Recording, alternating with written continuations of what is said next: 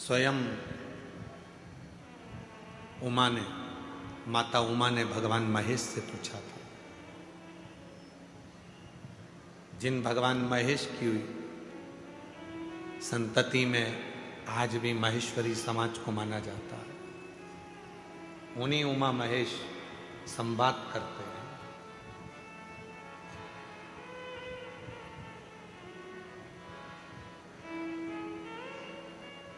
उन्हीं उमा महेश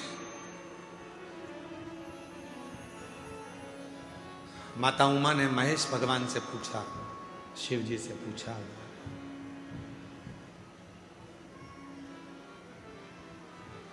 आपकी और हमारी जो संतति होगी, आपका और हमारा जो वंश बढ़ेगा, जरा ध्यान देना इस प्रसंग पर।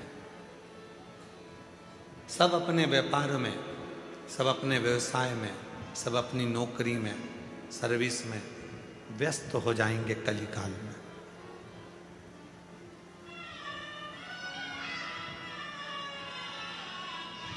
संसार का प्रत्येक मानव अपने अपने कार्य में लगा रहेगा, तब उस व्यक्ति वो अपने परिवार का भरण पोषण करेगा, अपने आप को संभालेगा, समाज को संभालेगा, घर को संभालेगा, कुटुंब को संभालेगा, परिवार को संभालेगा।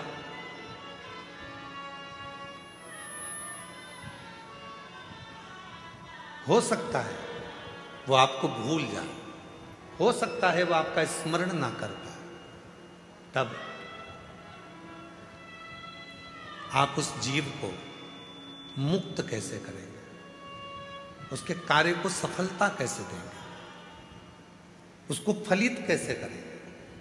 भगवान महेश ने मां उमा को जो कहा वो आपकी जिंदगी में उतार कर रखना।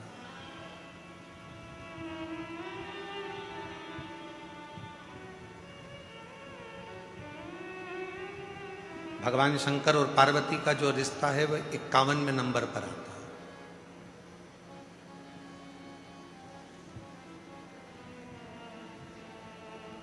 माता सती और शिव जी का जो विवाह है वो 49वें नंबर का है। 50वें नंबर में बीच में सती और पार्वती के बीच में एक भगवान शिव और माता पार्वती का, सती का प्रागट्य एक और हुआ है, जिसमें माता पार्वती जी कोयल बनी हैं और भगवान देवाधिदेव महादेव नीलकंठ बने हैं। ये बीच में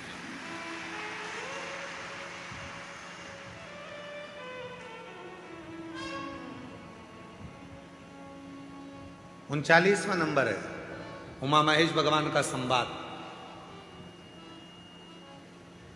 और उन संवादों में माता पार्वती जी ने पूछा कि जीव को मान लो तुम्हें भूल गया, तुम्हारा स्मरण नहीं कर पाया, तुम्हारा भजन नहीं कर पाया, तुम्हारे मंदिर तक भी नहीं पहुंच पाया, तुम्हें भूल गया, तुम्हारे मंदिर तक भी नहीं पहुंचा, तो उसकी गति कैसे होगी, उसकी मुक्ति, उसका कार्य सिद्ध कैसे होगा, उसको सफलता कैसे मिलेगी। तो जो भगवान महेश ने मां उमा को कहा, संपूर्ण जगत के लोगों को याद रखना चाहिए। भगवान महेश कहते हैं, उमा, संसार का मनुष्य यदि मुझे भूल भी गया कोई बात नहीं, मुझे भजना भी भूल गया, मेरा नाम भी भूल गया, मुझे नहीं भज पाया, मेरी औलाद, मेरी संतान यदि मुझे नहीं भज पाई, किसी के गले में अगर रुद्राक्ष पड़ा होगा या किसी के मस्तक पर तिलक लगा होगा, भस्म लगी होगी, त्रिपुंड लगा होगा, चंदन लगा होगा, कुंकू लगा होगा, या उसके गले में यदि रुद्राक्ष पड़ा होगा और ऐसा व्यक्ति भी उसके सामने से निकल कर चला जाएगा और उस रुद्राक्ष पहने हुए व्यक्ति का, बच्चे का, बूढ़े का, महिला का, पुरुष का, किसी का भी दर्शन अगर उस व्यक्ति को भी हो गया तो जितना फल रुद्राक्ष पहनने वाले को मिलेगा, उसका दर्शन करने वाले को भी उतना ही फल प्राप्त हो जाए, उतना ही फल प्राप्त हो जाए।